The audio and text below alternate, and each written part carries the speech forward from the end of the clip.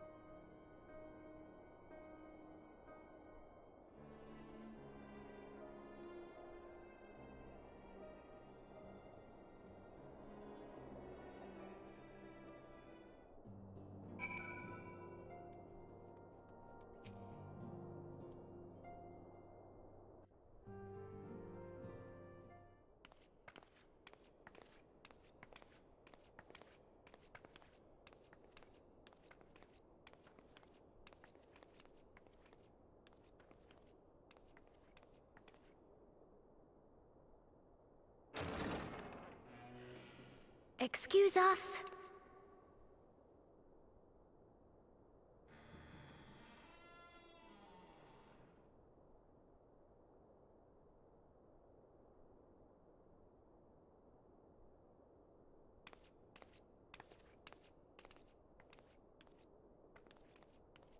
This way.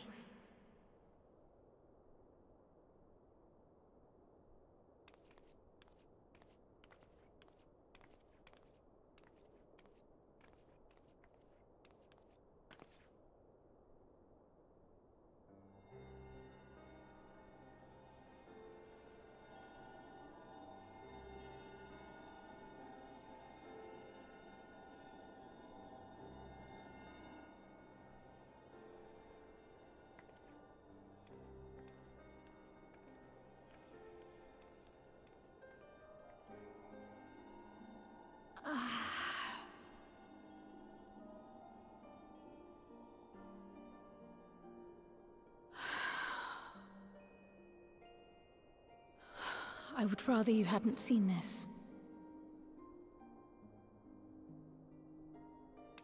I'm sorry. We have urgent tidings.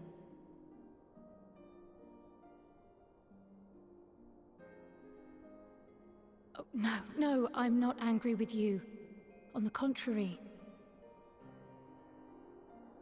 I know full well how hard everyone has been searching for a way to return home.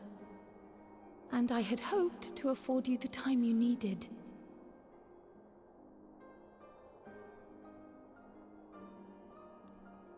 But given our friend's present state, perhaps it was for the best that you came.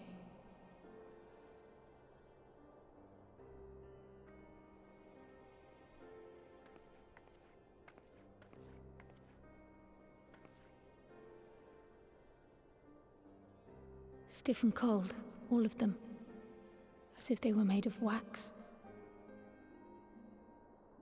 Barely alive at all.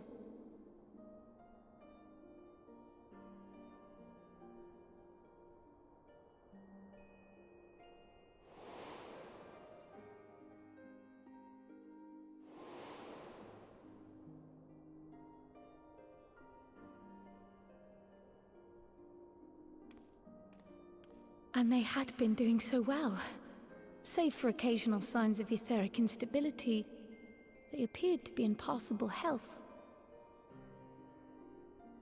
Then, quite without warning, things took a turn for the worse. A change for which even Master Matoya could offer no explanation.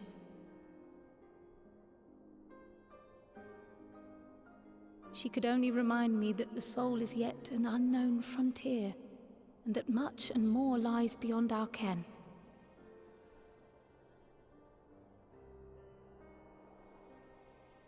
But let's not lose heart just yet. At times like these, it is all the more important that we remain positive. Why? I but this moment succeeded in quelling a fluctuation in Thancred's ether. And while the others have weakened, they have remained relatively stable. I believe I may leave my post for a moment. So come, let me hear your tale outside.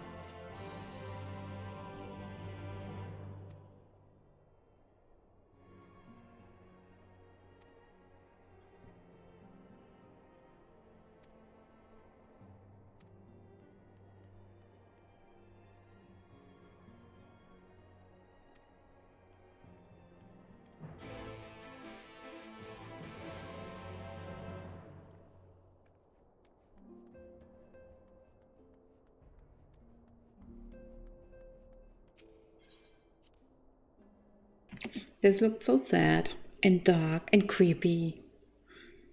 And you saw it from it kind of felt like, you know, they are dead bodies right there and then. Well, luckily for us, they all survived. Even though I think there's at least one person who shouldn't have, but that's just me. No, I want to go to the kitchen. It was pretty quick at dressing up.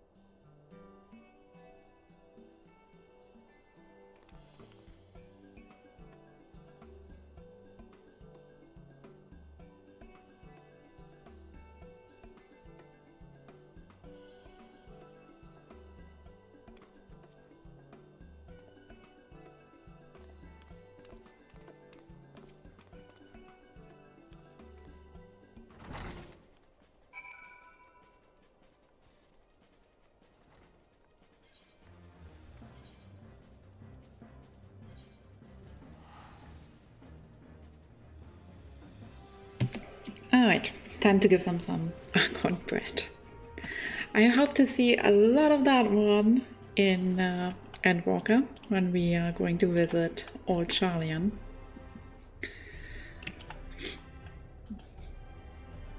And I would like to know how they came up with that recipe. There's one burning question. How did the Archon bread came to be?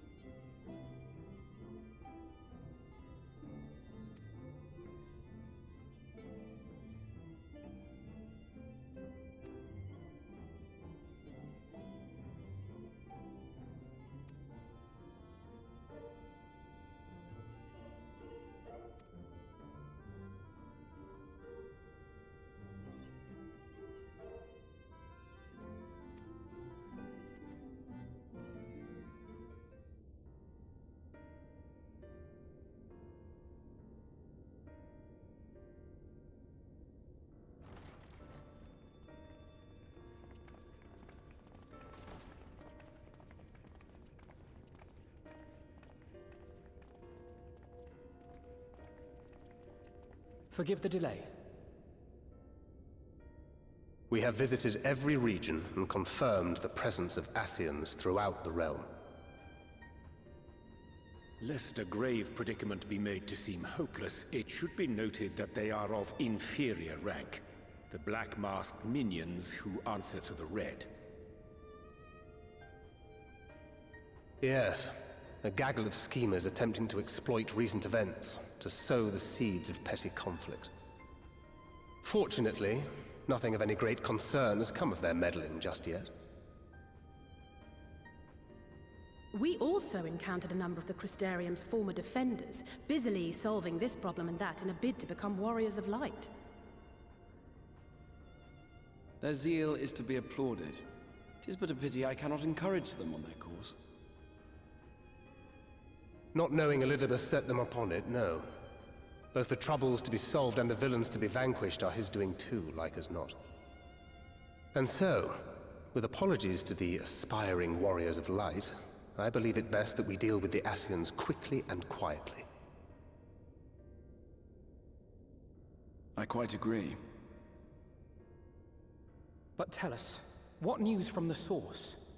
How fare our bodies?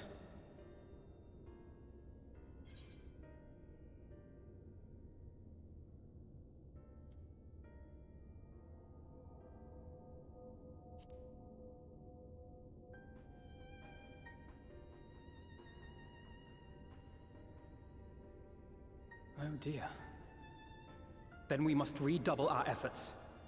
Not that we've ever stinted in that regard. This would seem an appropriate moment to ask about the spirit vessel. Tell me you've made some progress. We have, as it happens. One moment.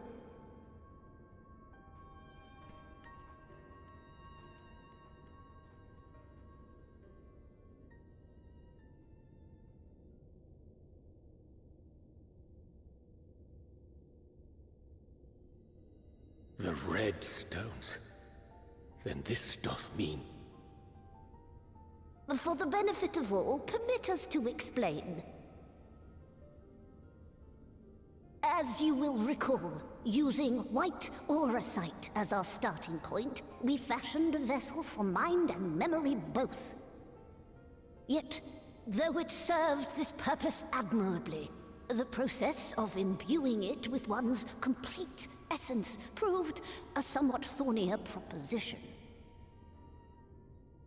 Simply put, the memory would not accompany the mind, and so we looked to the Alligan's mastery of memory transference for a solution. This approach was not without its own complications, however, relying as it does upon blood, which inanimate objects notably do not possess. We duly explored methods of suffusing the vessel with drops of the aforementioned. Alas, our painstaking experimentation succeeded only in making me feel faint, and singularly failed to imbue the crystal with the necessary properties. It was then that an idea occurred to me, namely that we might fuse the vessel not with normal blood, but with my crystallized essence.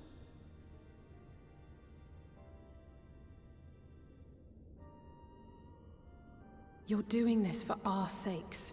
So far be it from us to complain. But don't think we haven't noticed what's happening to your arm.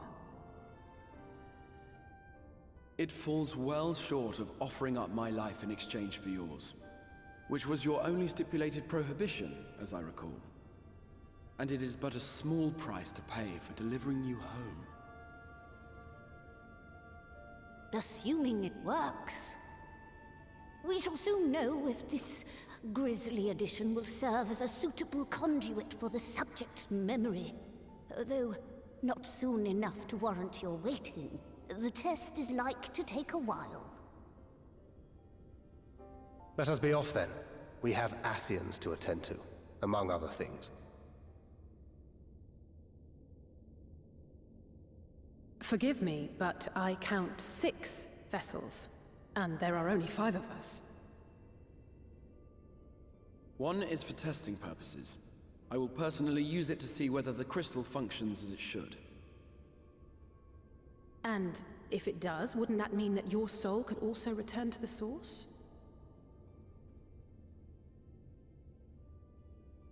Yes. In theory, at least. But there is a distinct difference between your circumstances and mine.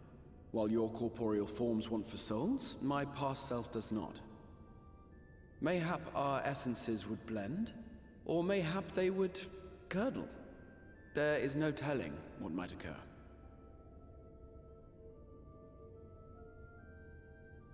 And you'd be willing to take that risk? I would. I see.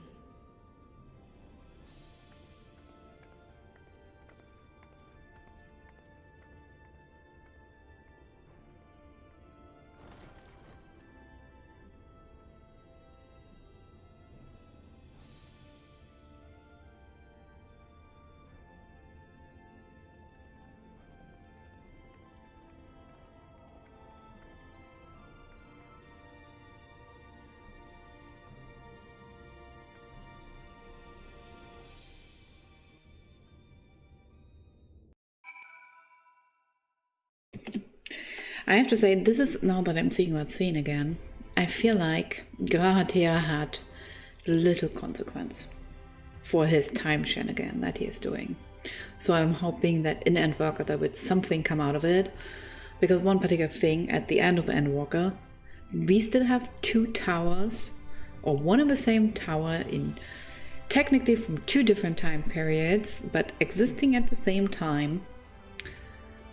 Well, actually, I kind of need them to exist for the same time, otherwise my Elidibus theory doesn't work out. But nonetheless, let's ignore Elidibus. There's still like time paradoxes in this world. One of them, his soul, his old soul and his new soul kind of merge somehow without consequences. That seems so... I don't know. Now that I see that, he really needs to have a consequence for these time shenanigans, especially the tower stuff. Hast thou though a moment? Oh god. I would like to point out, in German, he does not speak that way.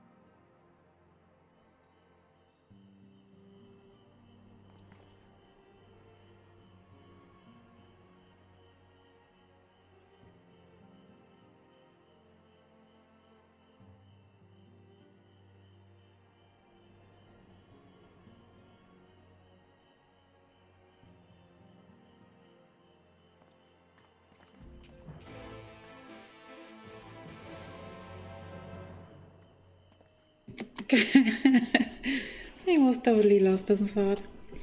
Alright, now it's time to go in probably my favorite instance.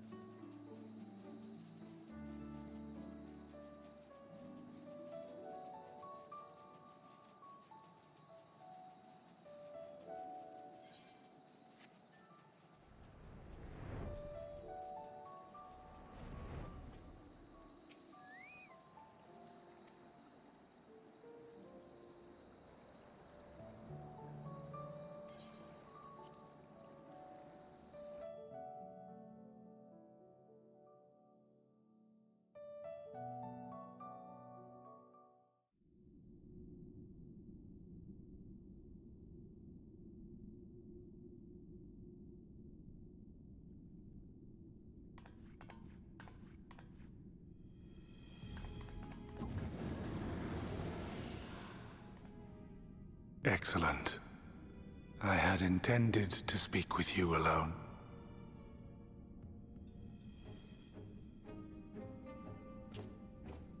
None of my doing, lest you misunderstand. The link between her body and soul wavers.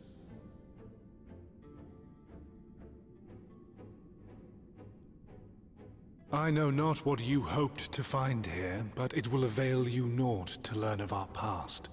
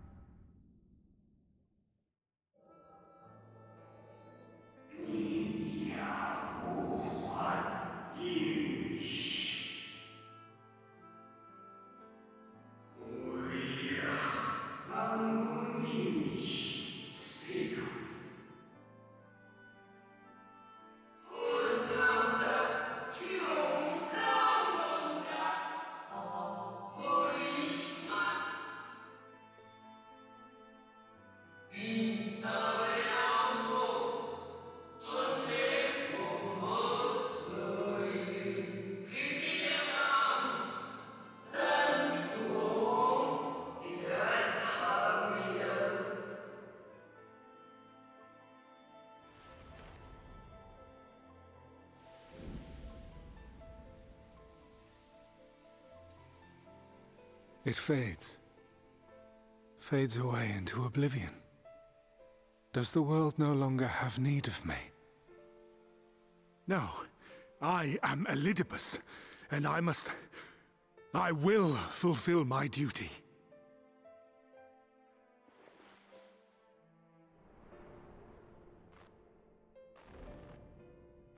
Sundered though you may be, you fought for the world's salvation. For hope. Hope.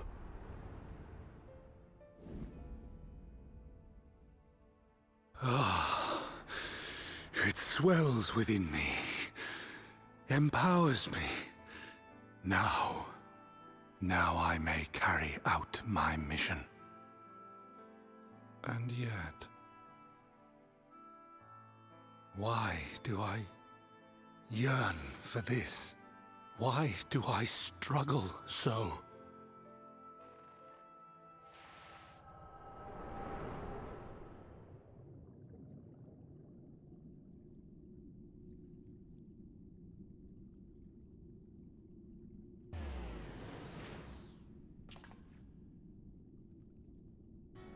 I shall take her into my safekeeping.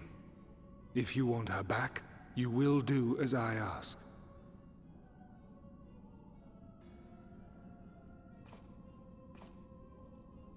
Show me your strength.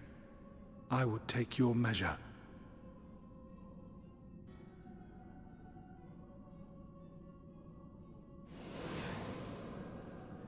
I have prepared a suitable arena.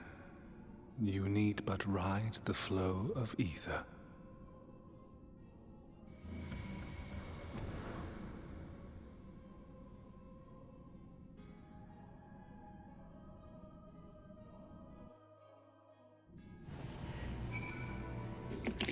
I love his English voice, really. I guess a very big reason why we might never see Elidibus speaking again after that is his Japanese voice actor might be too expensive. But nonetheless, one thing actually in that cutscene, the two Asians that were talking to younger Elidibus, were La Habrea and Igaram. It's a little bit more noticeable in German actually, but also in the English game files they were declared as La Habrea and Igaram.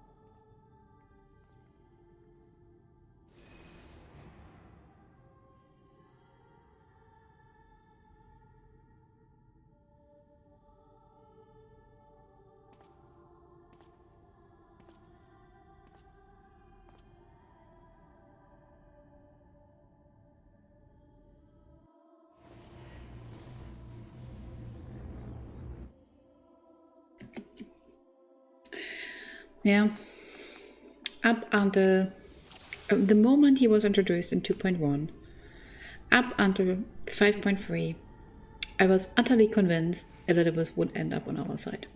I was completely and utterly convinced. And I guess there's still a chance, since his soul is sealed into the tower, that he still ends up on our side. But even going through that dungeon, I could not believe that he would be the end boss of Shadowbringers. Like, I truly and seriously believed he would make it to Endwalker. And my disappointment was immeasurable. I was so disappointed when the scene happened after the fight. And the only good grace was, like, I watched that in English. And I was like, I didn't quite understood everything. So I was like, I was really sad. But then I rewatched it in German. I was like, oh, thank God. So this is very bittersweet, actually. Actually, now that I think about it, he just said in English, it's remembered. Makes me wonder if it truly looked like this, or if there were different things, because in the end, this is what looks like for Emmett's egg, right? Alright.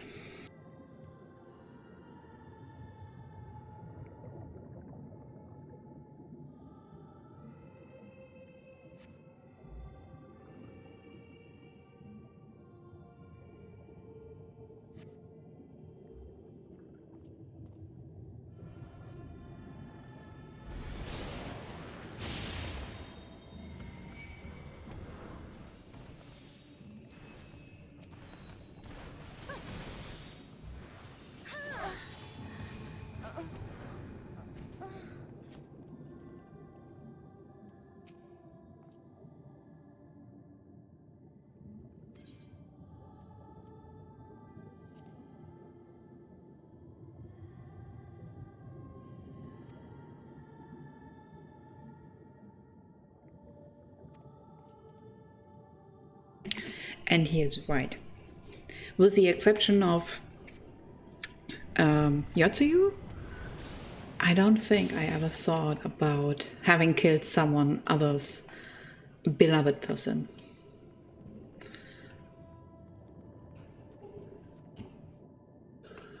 Look at them. Aww. They two were so cute. What are you doing now? Retail requires villains to lead them and claim your place as a hero. One of them is still alive. Actually, two of them. I didn't like killing by the big guy, because he was genuine trying to do something that he believed in. What are they up to?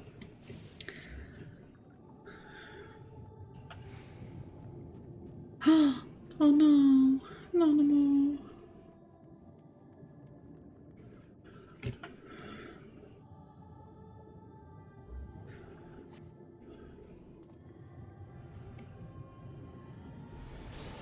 You know, things he remembers actually so much from us, like from our time. He remembers more from our time than from his own time. I'm going to enjoy that. Like, with the when I did the other ones, I was like, oh no, I don't want to kill them again. And then Yu Yu Hazel and Laurentius came. I was like, oh yeah, enjoy that. I'm going to enjoy that.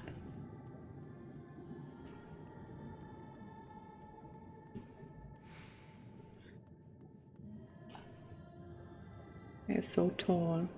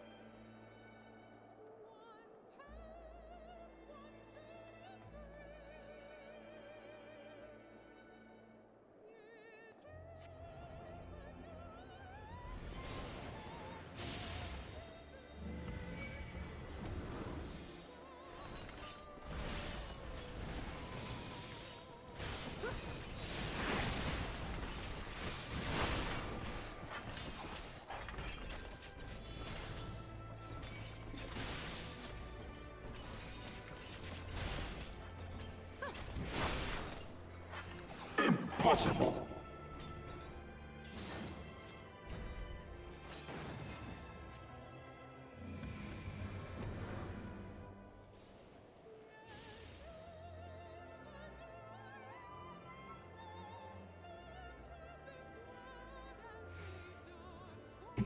I was really trying to argue my way to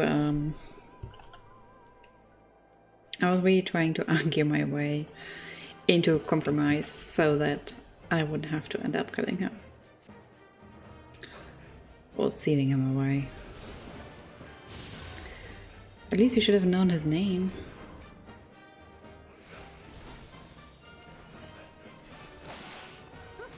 I'll take you.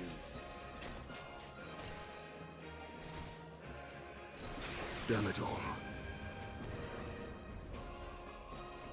And by the way, unlike other people who all believe, since Emetsaik's name is Greek from the mythology, I do not believe. Oh, she would be so happy.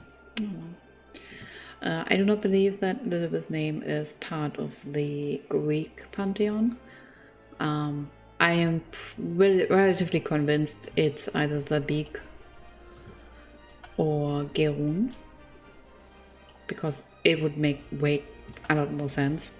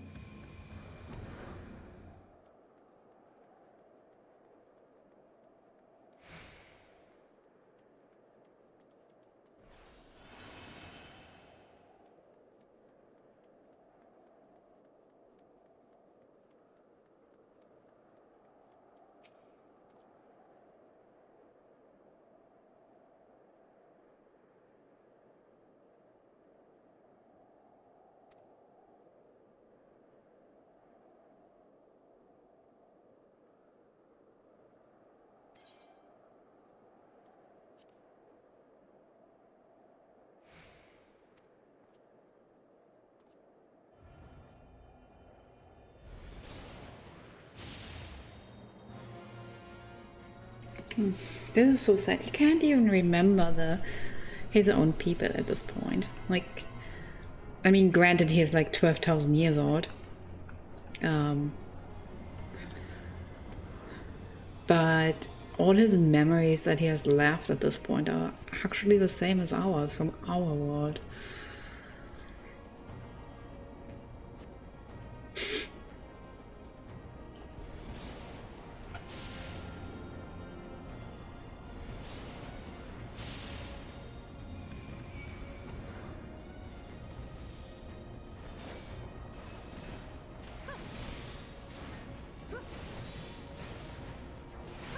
The sun cannot be extinguished.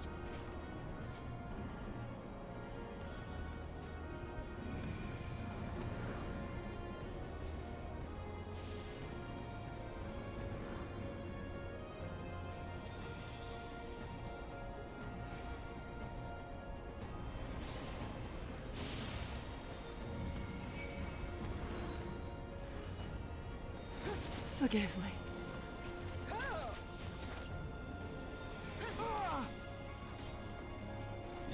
I cannot fail. Not again.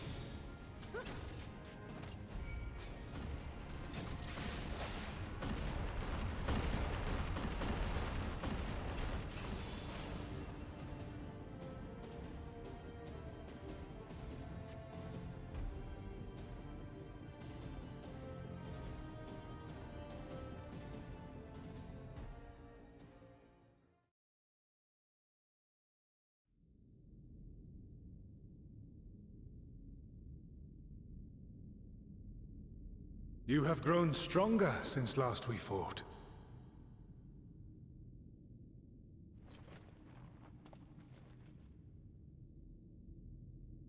The result of your trials in the first, no doubt.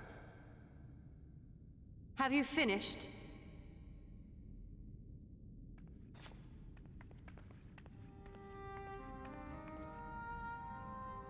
My apologies.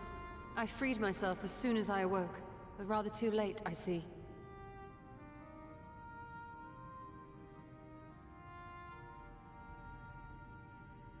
Now, Elidibus, if you have ceased trading blows, I would trade words with you. I have a theory, you see. One concerning that which you seek to accomplish.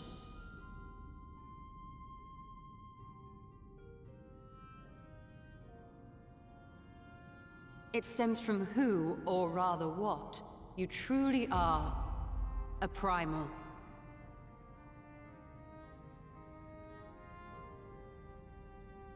The ancients created Zodiac to deliver the star from destruction. If the magic that brought him forth is the precursor of what we know as summoning, then Zodiac would have been instilled with a presiding desire. I found it among the records at Anida, and it came as no surprise. Were I faced with the world's destruction, I too would wish for the same. Salvation.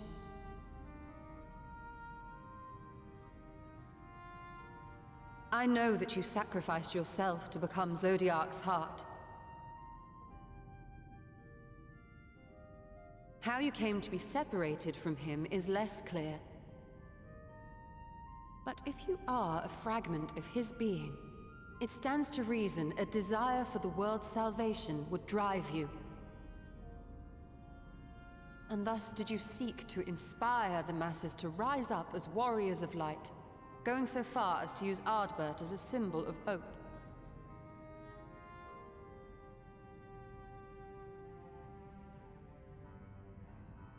Correct on all counts. Such is my nature, and such are my methods. I have aided heroes. I have made them. I have even become them. This served not only to strengthen me, but also to facilitate the work of my brothers, such as Emmett Selk, with his penchant for nation building.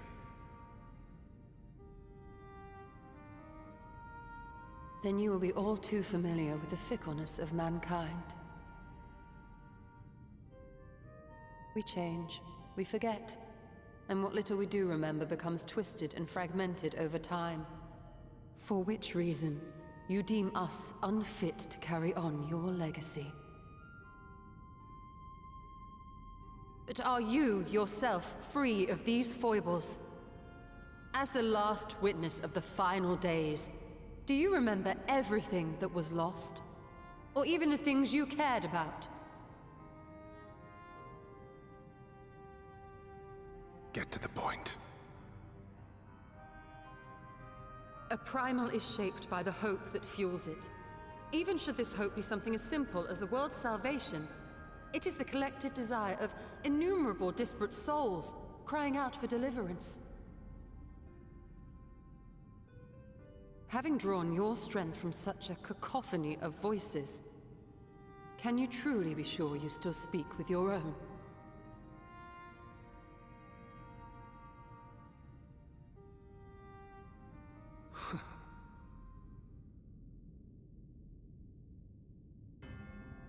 Your question is irrelevant. No matter how much I should change, no matter how much I should forget, I shall ever remember my duty. At times I stand with my brethren. At times I stand against them. All that I might steer mankind and the very star upon their true course. For Elidibus is my name and my mission.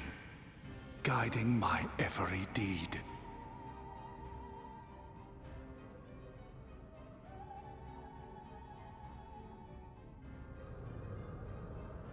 But enough talk. You have shown me sufficient proof of your might. As I am now, I would struggle to defeat you. Yet I have still to play all of my cards.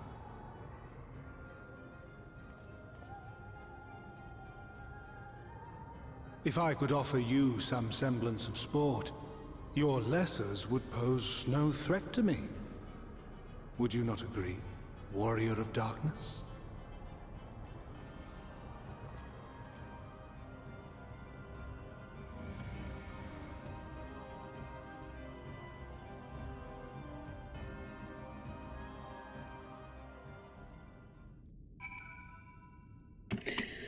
Alright, break time here. That still makes me so sad. Like, I wanted to save him. He was the one I wanted to save. I have no problem with Amazek being drowned in the live stream and La Habrea ending up in Pandemonium, but I really wanted to save Elidibus.